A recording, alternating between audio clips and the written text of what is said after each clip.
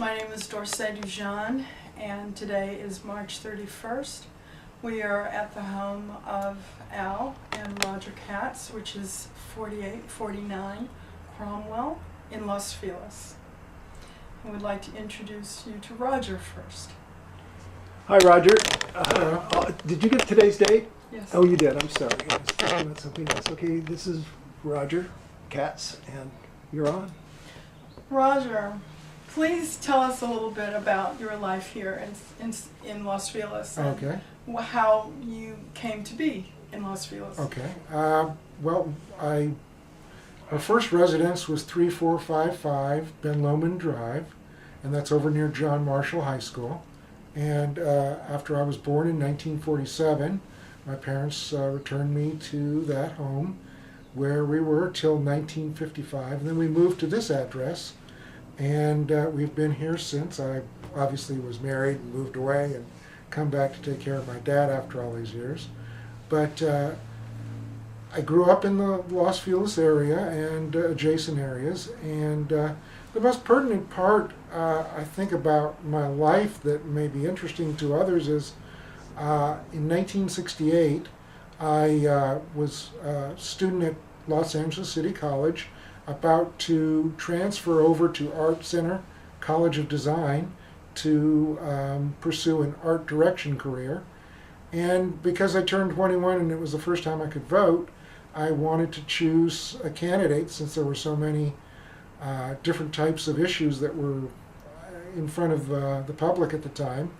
And I searched around, and eventually when Robert Kennedy came in to the race in the latter part of 1968, or latter part of 67, early 68, I joined his campaign as a student worker. And then while I was going to Los Angeles City College, I was canvassing for him. And on the night of the election, I obviously had classes at LACC. Unfortunately, they were final examination week, so I was really very hectic. And when I came to the final day to do the canvassing, I had already canvassed our area around here in Los Feliz. So when I went back to the headquarters, I said, "Where do you want me to canvass?" And they said, "Well, since you've already done Los Feliz, why don't you go over to Silver Lake and do that area while, since that hasn't been saturated by us." And so I went over and did the Silver Lake area. And it was very odd because I remember I walked up, it's just so clear, walked up to an older woman who'd been there for years and years and years and persuaded her to vote. And she said she would vote for Robert Kennedy. And I gave her a little handout. And she said, "What are you going to do afterwards?" And I said, "Well, I'm going to go to the embassy room where they're going to have a big to-do for Robert Kennedy." She says, "Oh, I'll be sure to be watching the TV and watch for you." And so obviously it got to a point where it was late enough for me to quit canvassing and went home, had dinner with my parents, and went off to the Ambassador Hotel. And I got there, I was supposed to meet a friend, and I got there at about 7:30. She didn't show up, so I just went up into the embassy room where I understood that everybody was supposed to go. When I got in there, I was kind of shocked, because here I was in a Madras shirt, jeans, and tennis shoes, and everybody was in a three-piece suit. And I thought I was a little out of place, but what the heck? I'd worked all day. I was really out there in the forefront of the campaign, doing the hard labor, so I figured I deserved to be there. Unbeknownst to me, all the canvassing workers were really downstairs at another place, but I figured, what the heck, I'm here early, I'm going to stick it out with the rest of them. Well, it got later and later and later, 11 o'clock, 11:30, and I'm figuring, gee, I got to go home and start studying for some of these exams, otherwise I'm going to be in deep doo-doo by tomorrow. But I wanted to meet Robert Kennedy, and I'd met Ted Kennedy at a previous get-together, and I met John Glenn, who was the astronaut who was working for Robert Kennedy at the time. And so I was really determined to meet him, and I asked one of the staff members where he was going to be, because there was a podium set up, and then there was a lectern on that, and then they said, well, when he gets done, he's going to come off the side of the stage on this end, and you can shake his hand there. And I said, great. So instead of standing directly in front of him, I moved over to the side of the stage, and when he finally got done after midnight, he said, well, we're on to Chicago and let's win there. And I went, okay, he's supposed to come down this way. And he turned around and went under this gold curtain and disappeared. And I went, well, son of a gun, I'm not going to let that stop me. So I jumped on the podium. I jumped on the stage, past the podium, ran underneath this gold curtain, and there was a dark anteway, and then I could see kind of off in the distance a kind of a lit area.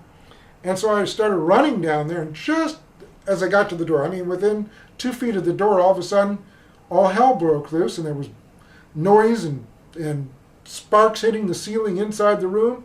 And then I was just ready to go in the door, and a spark hit off the hinge on the doorway right in front of me, and it just stopped me cold. And I said, I'm not going in there. I don't know how many people there are. There could be a bunch of people shooting at him. Could be God knows what. And people were falling down in front of me, wounded. And so I was stunned, and I stood there for a moment, and then somebody screamed, get the hell out of here. And I ran back into the embassy room, and it was dead quiet. Nobody knew a thing. So I just looked dazed at everybody, and then all of a sudden somebody came out and said, is there a doctor in the house? And there was a guy next to me going like this, you know, like he's just been shot in the head. So nobody knew, and then pandemonium broke loose, and I was just standing there, and I was still rather dazed. And eventually I walked over to a teletype machine, and a man asked me, had I been in the pantry when this all occurred? And I said, yes. And he said, well, was there any blood? And I just got so upset. I said, said some expletive deleted, and walked off disgruntled and walked back. And then I walked out into the hallway, and they were taking out Sirhan, and there was a guy standing there, and he goes, let's kill the son of a bitch. He ran over, and there were two LAPD officers holding him, and Jesse Unruh had him by the collar, and they weren't going to let him go. And one of the LAPD guys just had a 12-gauge shotgun and just nailed this guy right in the crotch, and he went down like a sack of potatoes, and they took Sirhan out. And then I went downstairs, and Rayford Johnson was walking out. And I knew that he'd been in there, one of the guys who was right next to Robert Kennedy when this all transpired. And I asked him, is Bobby okay? And there was another woman standing, and she was in tears. And he says, I think he's going to be okay. So I walked out, and there were sheriff's buses closing completely off Wilshire Boulevard.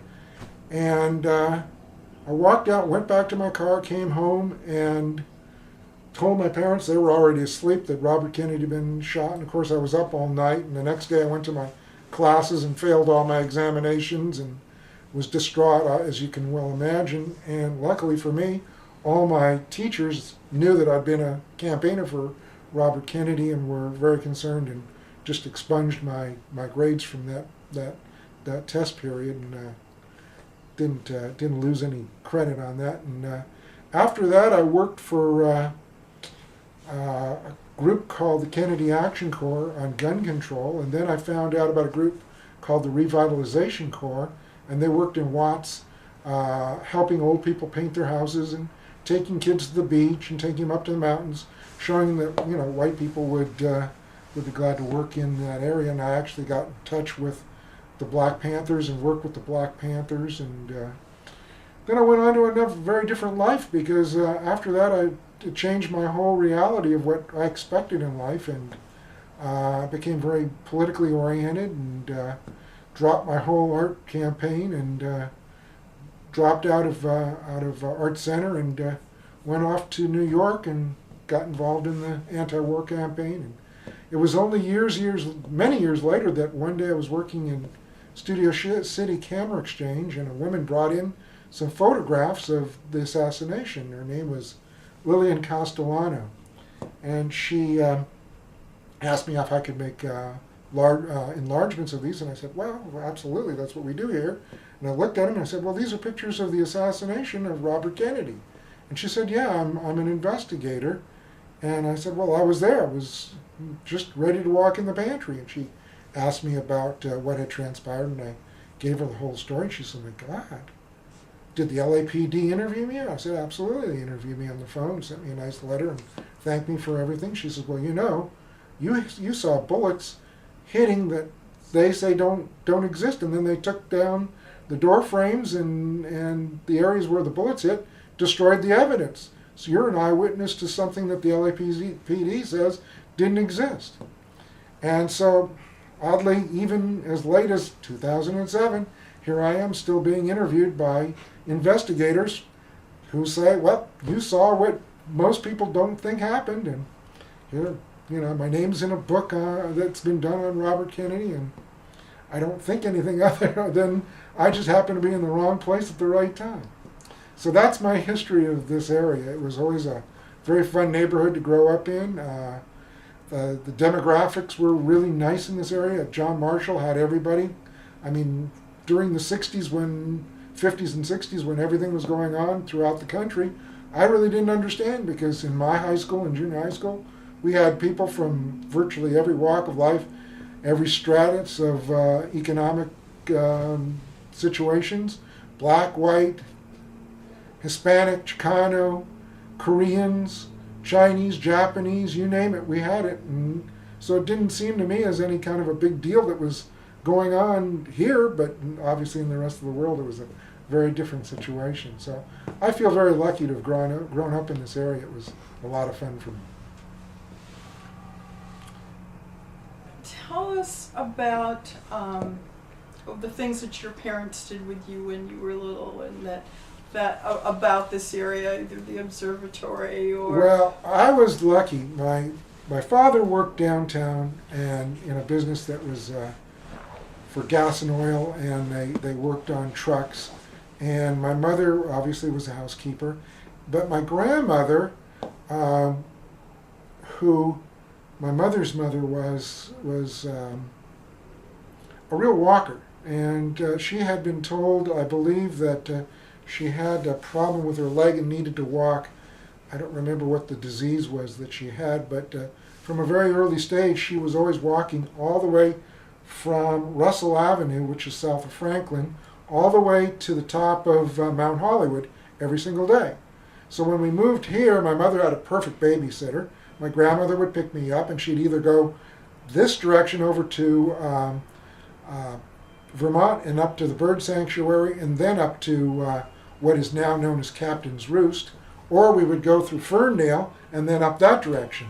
And so that was where I lived all the time. Every day that I wasn't in school, I was with my grandmother going up to what's now the Captain's Roost, and she actually started a garden up there and used to bring flowers up and garden every day. And Ralph Story did a piece on her at one time in 1967, which was rather interesting.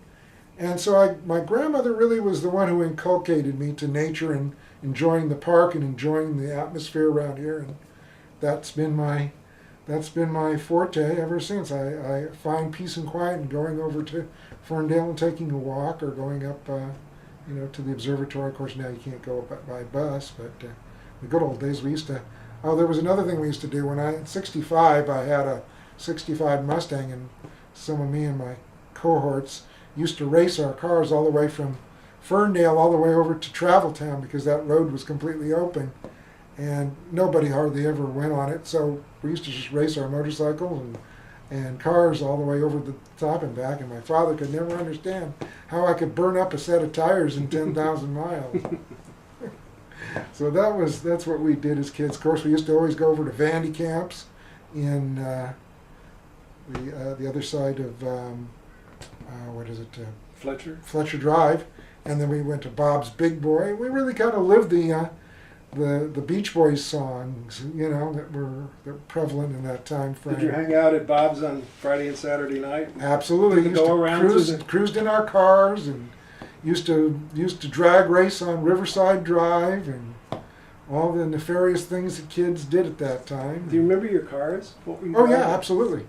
Well, my first car was a 1960 Thunderbird that my father handed down to me, and it was kind of a parents' kind of car. And then so I got on my parents' case when I was turning 17, going on 18. I was going to graduate John Marshall, and they couldn't move an inch without me talking about the new Mustang that was coming out. So when I graduated from John Marshall, I got a 1965 Mustang GT, and I had that all the way till I went to Binghamton, New York. But you were the envy of every guy your age around with that car. I was, but you know, I kind of got shortchanged because all my buddies in the neighborhood had GTOs. But I loved the Mustang, so I was hot for the Mustang, and they were hot for their GTOs. So we had some nice cars. Well, I back think then. we should let people know for history that gasoline probably cost about $1. 20 cents a gallon. Something like that, and the cars, of course, were getting about 6 miles to the gallon back. Yeah, and it helped that my father owned a gas station. Very good. But I only got one tank a week. So when we ran out of that tank, we were siphoning cars out of Lincoln Continentals. I didn't really say that. No, we didn't. We don't know this man. Yeah, it was a very different world back then. Sure was. Mr. Katz, can we talk to you a little bit about what the Los Feliz area was like when you first came here? Well, Hang on, they got to get the camera on. We're okay. He's on. I got married in 1936, and we lived in a rented apartment for $35 a month, and then we got graduated into a better place on Sweetser Avenue, and then I had a builder build a home on Ben Lomond, 1,700 square feet whole, landscaping and everything, under $8,000. Oh my. We lived there for 18 years, then I bought this place. And I've lived there for 51 years. Dad, why don't you tell them about when you came to Los Angeles in 1920? Well, 1919, 1919. 1920, and my dad got there in 1920. I was born in Montville, Connecticut, and I'm the last of the Mohegans, and the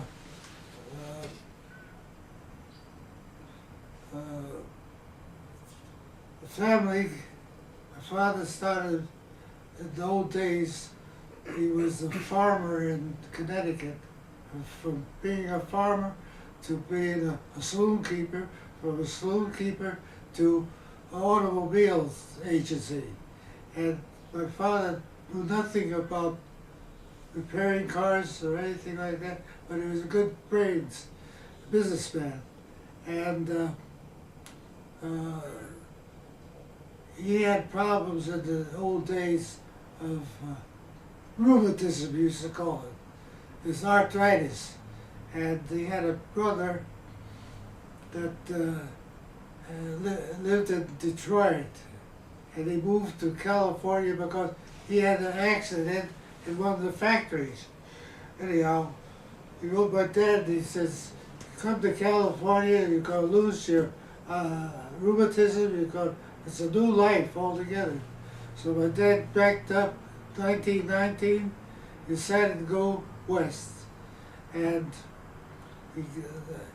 he followed through on the automobile business. There was on North Broadway, 735 North Broadway, there was a fellow by the name of Dominic Basso, Italian fellow, that had a Chevrolet agency, but the garage that he had wasn't large enough for his display of cars. So he moved near Legion Park, and they were in business. It's originally Dominic Basso, in the old days, was a race driver. And anyhow, my dad needed when he bought the business from Dominic Basso, he needed somebody to be a bookkeeper. So he decided, my brother, who was 9 years older than myself, to come to California. And so California was a long distance in those days, you know. So my mother sewed coins in his waistband so he wouldn't get held up on the train going west. Anyhow, from there on, he was in business all the time, and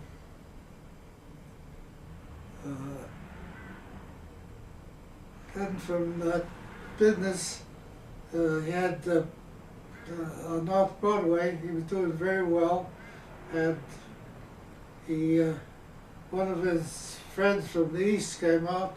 He saw that my dad was doing well on the North Broadway, and the more my dad tried to tell him it's not for you, the more he wanted to buy the business. So meanwhile, the family came out in 1920, and my uncle had a grocery store in Ball Heights, and the family came in, and there was my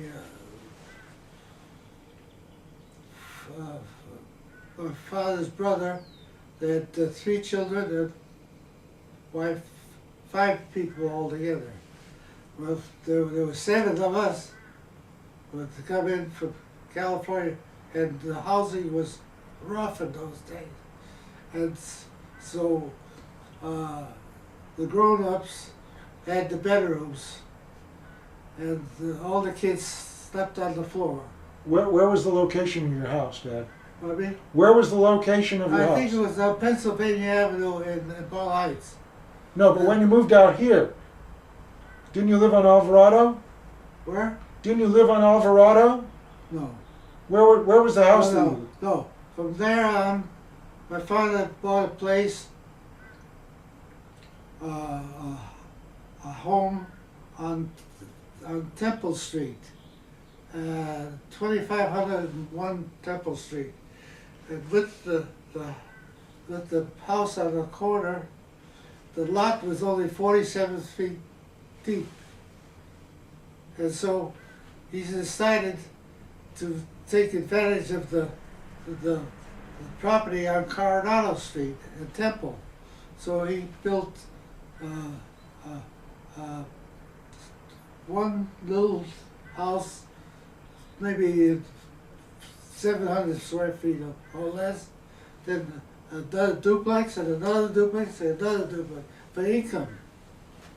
And What was that year about? About what year was that? about in the 20s, 22, 23. I think those units are all still there. Probably. And I so live 3 blocks from there. my father made all his investment in these bungalows for income. And so one day he went to see one of his friends who was in the same type of business, but he didn't repair cars. And when he was on North Broadway, a fellow by the name of Dumont, a Frenchman, would send him to my dad because my dad would give him a commission. And so one day after he's out of business, he's got this property for income, and that's all he had was income on this property. And he went to see Dumont, just some friends. And Dumont says to them, "Mr. Katz," he says, "you're living the life of Riley. All I'm interested in is go hunting and having fishing. That's all I'm interested in. But I got this goddamn garage. He was rough neck, you know. The goddamn garage," he says, "and all I'm interested in is enjoying myself. And on the top of that," he says, "I have a brother-in-law who's got 1 foot in the grave. So I'll be in good shape." So my dad says to him, you want to sell this garage business?" "Yeah." My dad says, "I don't have any money. All I have is this property. I'll give you a mortgage on the property, and I'll take over this place." The place was on Los Angeles Street.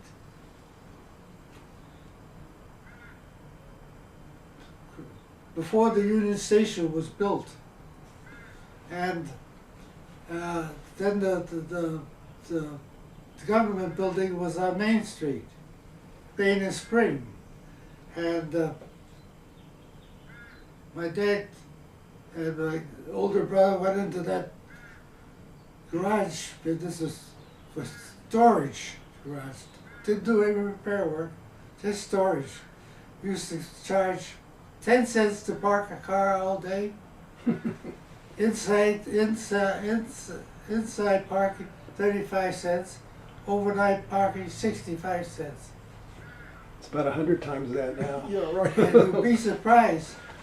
Around the plaza was a nucleus there. Anybody had a grievance would go to the plaza and shout.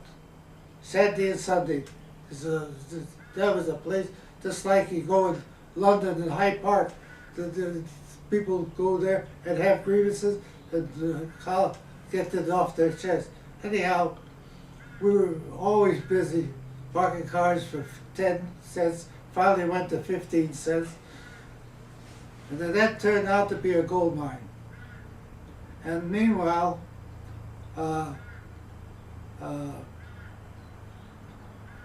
Dumont had ideas of buying property in Lancaster and Palmdale.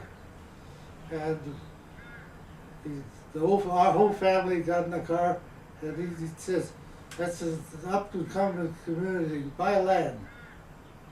My dad had is all tied up with a mortgage, paying off the Dumont. But see what happened to the Lancaster, Palmdale? Boy, it was cold. I remember going to the open car with just cellophane covers on the side. And freeze cold as hell. Anyhow, Tell them about going to the San Fernando Valley to get vegetables. oh yeah. But my mother would always like to have fresh eggs, fresh vegetables. We drive out the valleys as a garden. Anyhow, there's a lot of opportunities in those days to have money, you know. And fact is, in the old days, my dad used to bank at a Hellman Bank downtown in L.A. The Hellman Bank was open 24 hours a day in those days. And they went into the valley to develop it. Just the timing was wrong. And they went broke on it. That property, they were billions of dollars. They went broke on it. That's how things changed. After the war, the valley went sky high. Dad, you might want to talk about the Chinese culture that you grew up around. What? The Chinese culture that you grew up around. Oh yeah. Oh.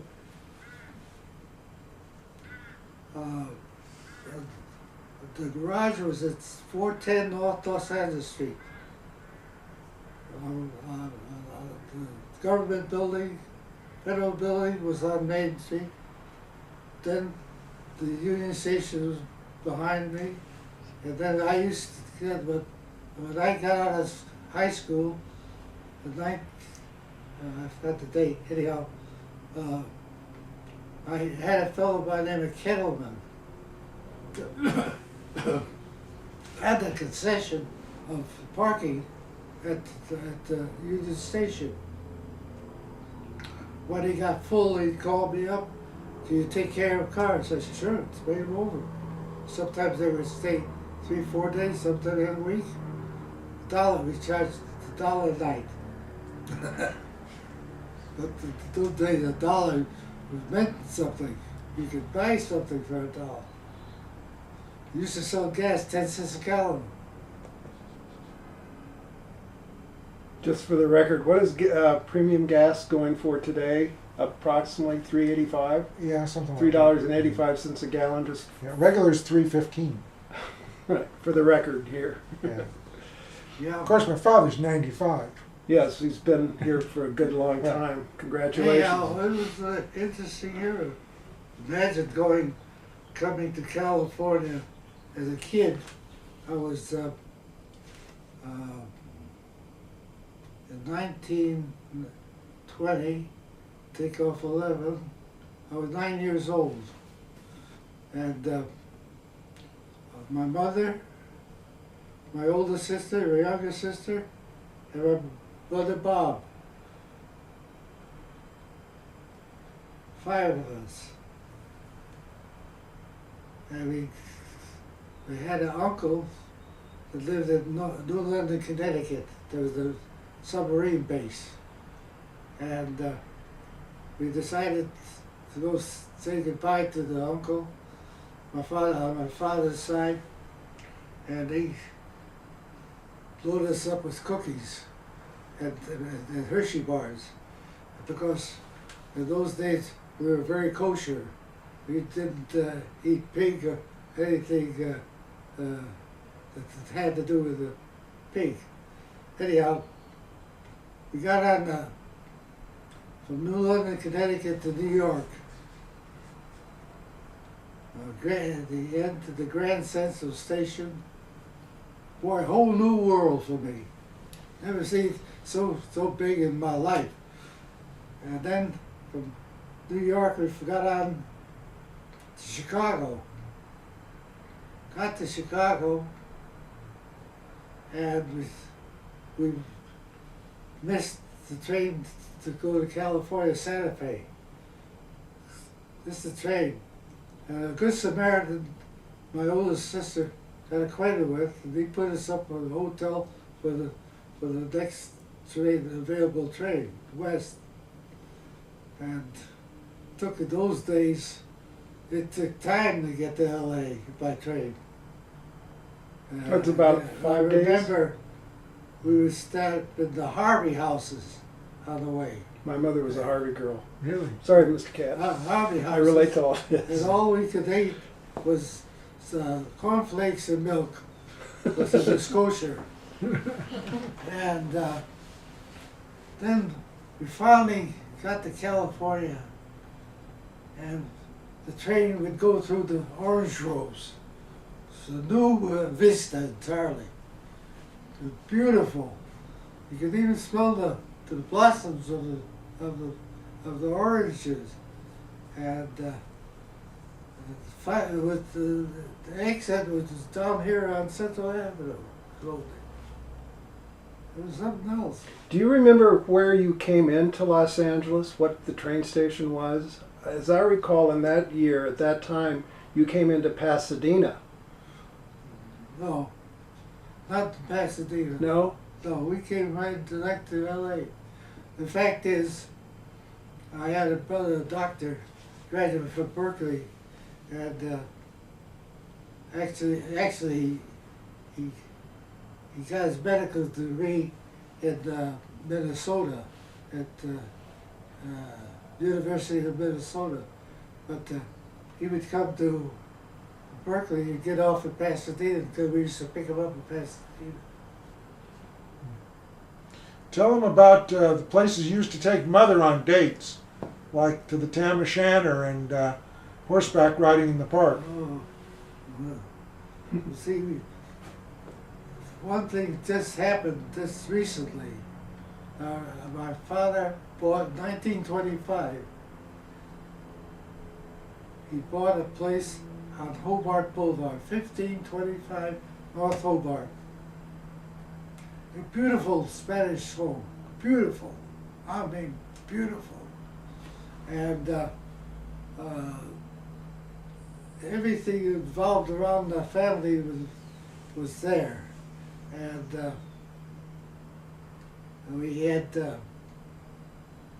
furnished beautifully. And imagine this, this is an immigrant, came in to not Ellis Island, he came to Castle Garden. Castle Garden.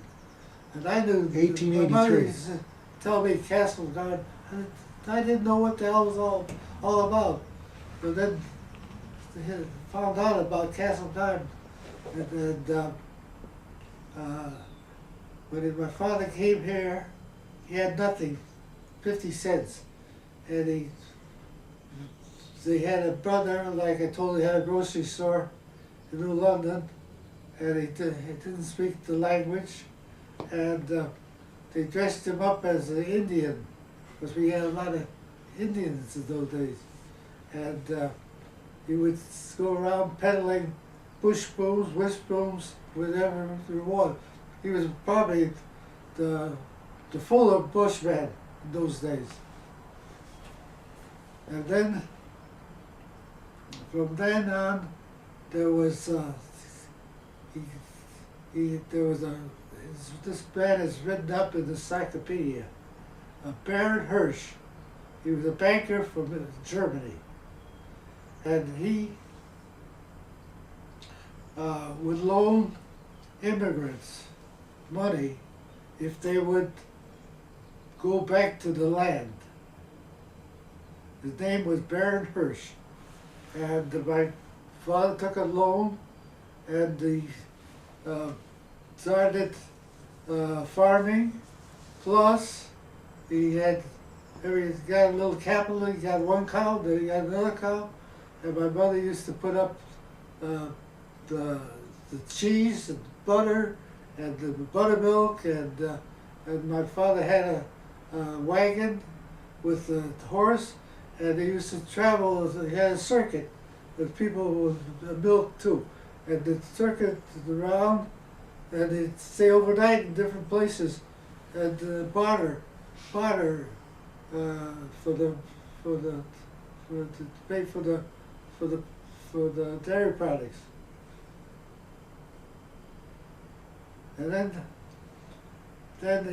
after that, he was 17 years on the farm, paid off his loan to Baron Hirsch's foundation, and then he bought a saloon, and he had a lot of excess baggage. He had a brother and a brother-in-law to take care of, and they were all young guys, you know, and they,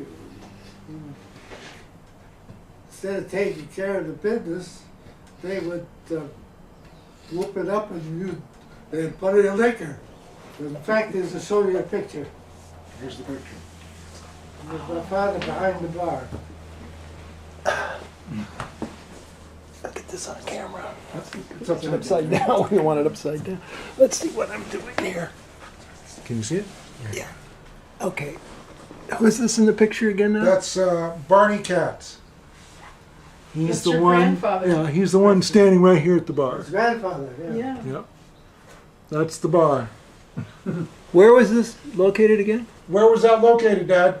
On Main Street, near the Thames River. At the back end of the saloon, you can see the. Excuse me. They used to throw the garbage to the river. Oh my goodness. I remember as a Great kid. picture. Not too much. Well, Yeah. they had a separate room for the women, you know. Oh, I'm sorry. This is my grandfather right here. Do you have any photographs, Mr. Oh, I got it. Katz, I can go up close of up. your Okay, business downtown? Bobby? Do you have any photographs of your business downtown? Yeah, we have How we met your Oh, mom. good. sure. Dad, when you're ready. Yeah. Tell them about how you met Mother. Tell them about how you met Mother and where you used to go, because they're interested in that.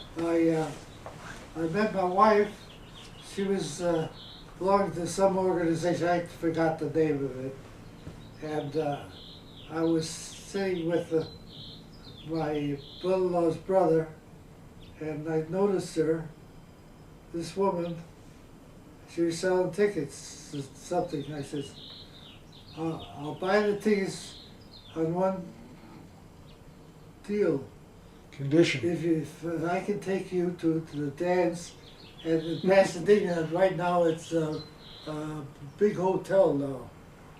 Near the bridge, the Pasadena. Green? The Green? Hotel No, Green? No. No? No, It's, it's the bigger one. It was a famous, it's the Four Seasons now. It's that big one near the bridge, near the Arroyo Seco. Yeah, near the bridge. You know where the Rose Bowl is? Oh, I know. I was just there. It's now it's a Four Seasons. Yeah. the Rose Bowl, you go down. Used to be the Huntington Sheraton. The Huntington Sheraton. That's Huntington it. Sheraton.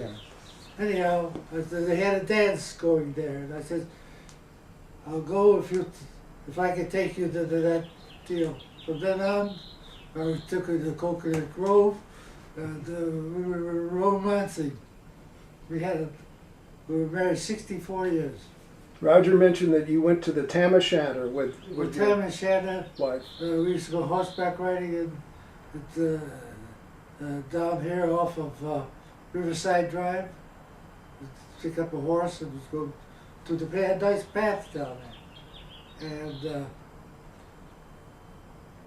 And we go to Tam and Shanna, and they had a pair of twins. They had hamburgers there. But they made the best hamburgers in the world. Those two women, they were sweating like mad.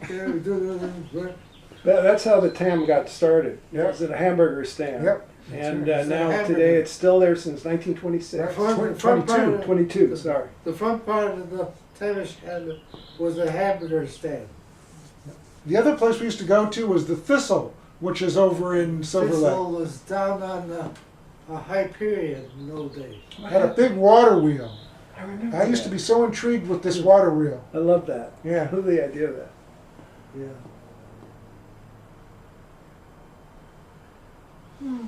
What else? What else you want to know about?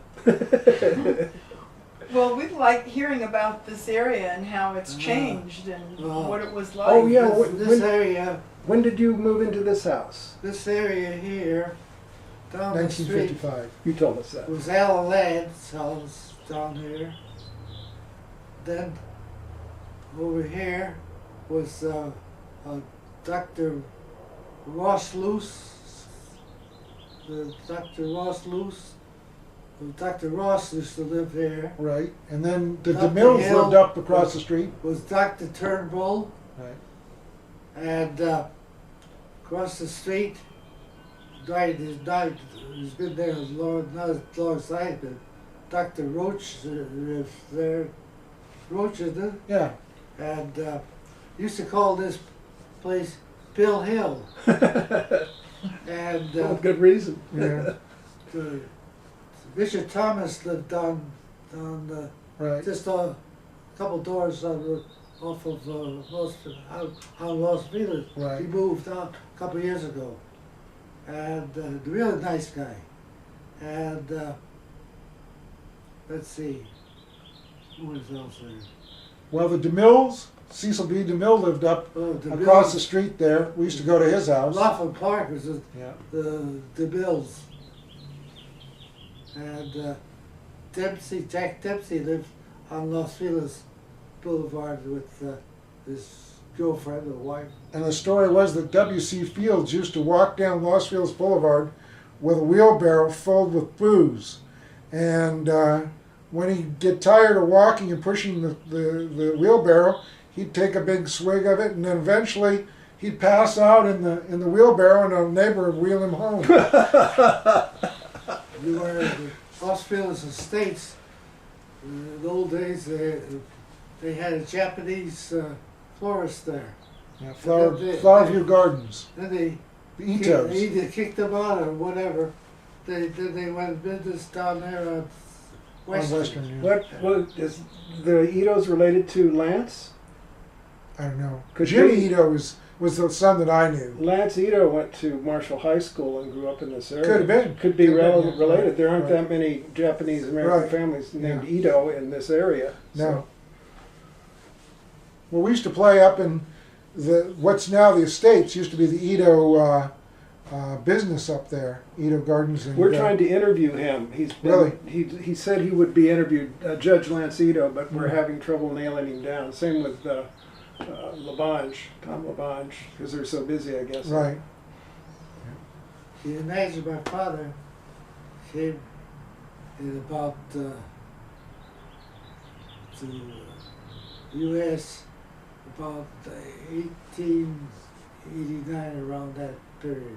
It's not possible, Dad. It had to be 1883 1883. because Ellis Island opened in 1884. In 1927, Where did you? After Lindbergh crossed over,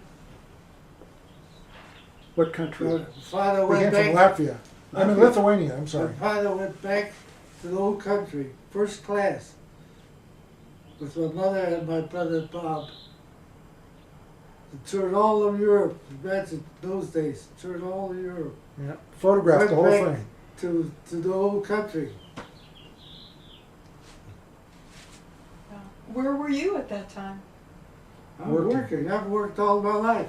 I worked for my father for 17 years. Then I was in business with my brother for 36 years, and then I retired. All the people you visited back in Lithuania were crispy critters after that. Anyhow, getting back to the Hobart. Interesting. Well, I mean, they all were killed. About, Yeah. about 2 weeks ago, I just wanted to pass by the Hobart house, see what it's like. Oh, you did? It's gone. Gone. Gone. Completely Oh. put up condos. They're Oh, gonna put a really? condo. The street is nice, beautiful. One of the widest street. Yeah, it's LA. beautiful. Yeah. Is that Hancock Park?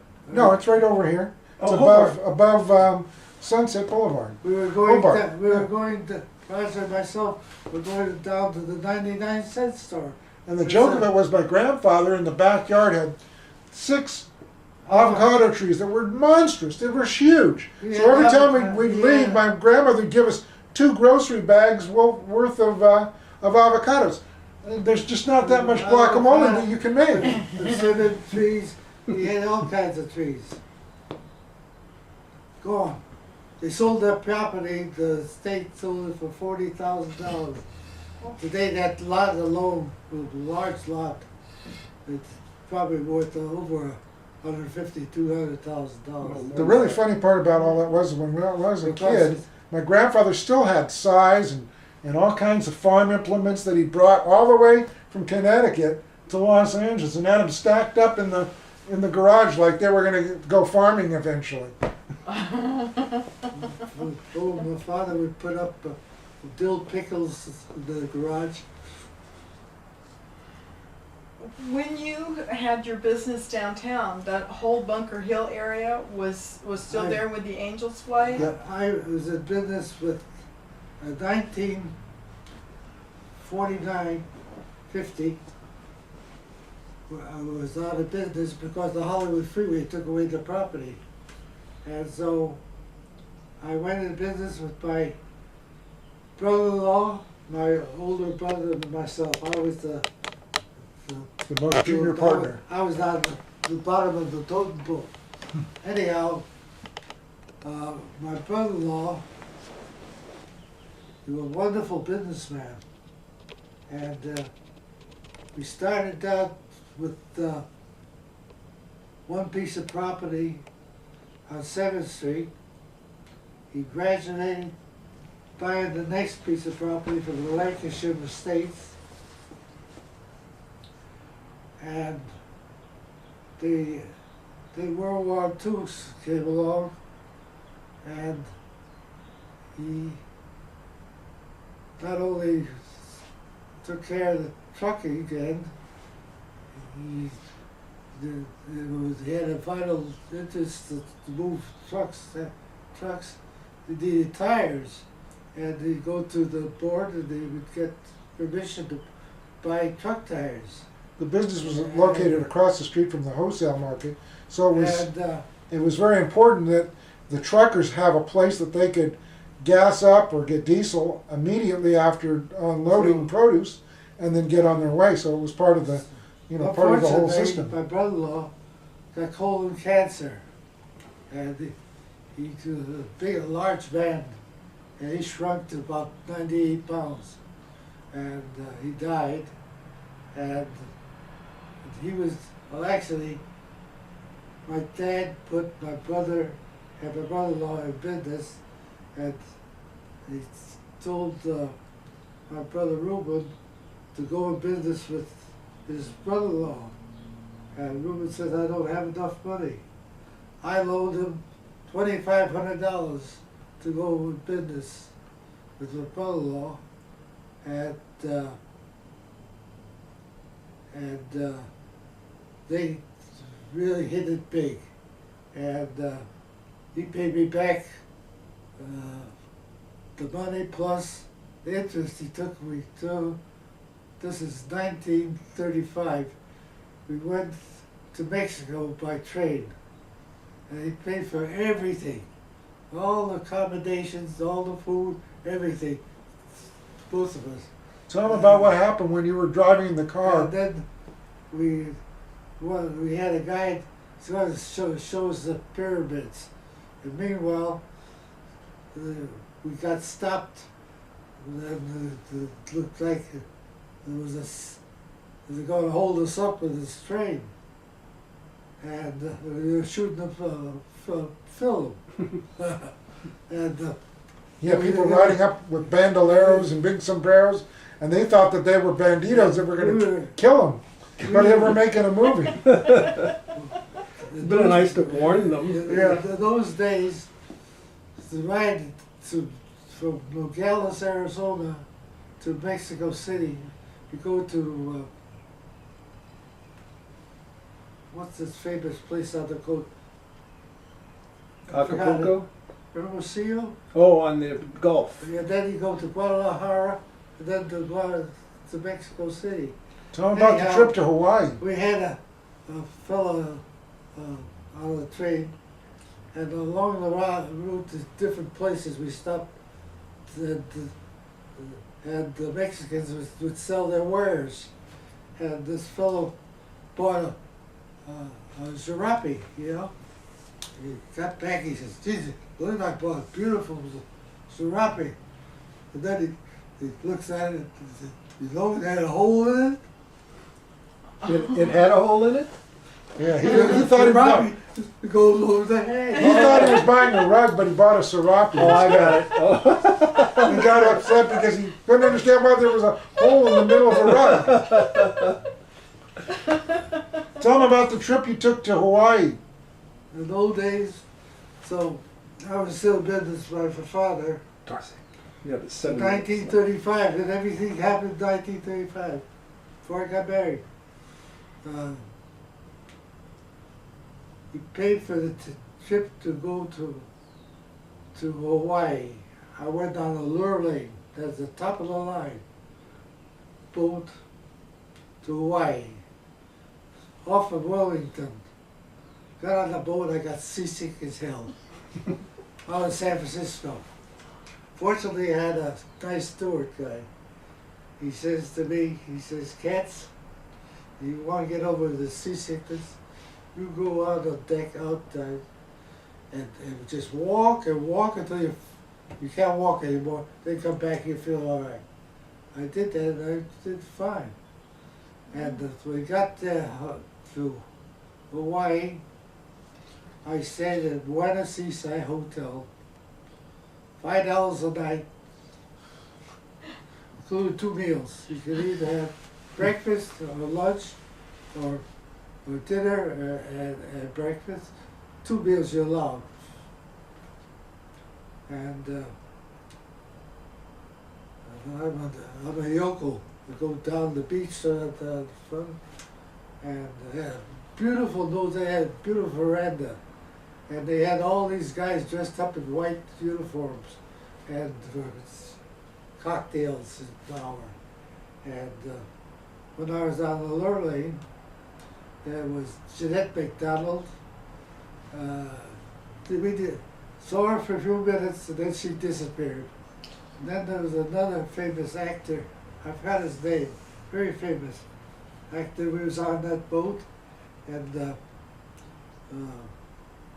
mayor of Chicago, that's Kelly, was on the boat, and the president of the Goodyear Tire Rubber Company. And I mean, that was nice. You ought to see I threw away the goddamn, had them until years, my wife threw them away, the program, the menus. The beautiful menus. And while I was in Hollywood High School. You went to Hollywood High School? Yeah. And when I went there was Doc Snyder, and Doc Snyder was Foley. And yeah, we went to Hollywood High School. Yeah. You went to A couple of LeConte, years after your Grant dad. High, Grant I went- Elementary. You did? No, he went to Grant Elementary. I You went went to LeConte. Grand Island I and went to LeConte Grant, Junior High School. LeConte, and Hollywood High School, and East City College. Well, I did the same, except I grew up in the Valley. I was born in Silver Lake, but I went to schools in the Valley, and then I went to Hollywood High and then USC. Yeah. Anyhow, while Where did you go to school? I went Sorry. to Cal State LA. I forgot the name Grammar of this school. guy. Oh, grammar school? I went to Los Feliz School right down here. And then, Then I went to Marshall? LeConte, and then I went back to Marshall. okay, sorry. Anyhow, at on call, we had a guy, I think his name was Richardson. He was a world traveler, young guy. And he said, when I get to a certain point, I rent a bike and I start biking around, you know. Well, Katz said, I went and rent a bike. And, and then they had in Honolulu, they had I forgot the name of the army base there, Fort Creeker or something like that. Anyway, yeah. And then Pearl Harbor was there. Dad, tell them about, the most interesting thing is to tell them about the what was it, that they called the Chinese thing that was downtown? Remember, you read that article about that Chinese group of people downtown. Do you remember that? Well, Something about a hill up there? The business we had in Los Angeles. Oh, no. Just But the manager. Okay, was, this is your father, Yeah, my your dad, mother, and your older You were- brother. my older brother Victor. I had. And this was taken I at, had About probably 1938. and it's on Sweetser Howard Street. Right. Coach was a famous director. That's my aunt. Coach. Okay. Famous. He passed away about I've 5 got years. 1 minute left. He was the manager? Did you hear He that? was the manager. Howard Katz. No, he wasn't the manager, but he lived in the best unit. Yeah, you, Okay. Okay. okay. And these are my two sets of grandparents. Good. And when this was taken about the same time? I would imagine in the in the 30s. 2 sets of grandparents. This camera really is nice. You'd have to ask my dad. That's my grandmother and my uncle Dave and my aunt Sarah, my grandfather Pivnick, my grandmother Pivnick, and my cousin Morton. And the last photo at the bottom is your parents again. Yeah, my parents again. Here we are in the front of the house we were just in at 4984. What's the name of the street again? Feliz area of Los Angeles. This beautiful old home built in, when did they say, 1936? 1936. I can't get the whole house in. I'll back out into traffic. Anyway, here we are. I'd have to go across the street to get the whole house. And I'm going to. Here we are. A little better shot. This wonderful house here in Los Feliz. And a shot of my car and Dorsey Dijon. There she is. Goodbye, folks.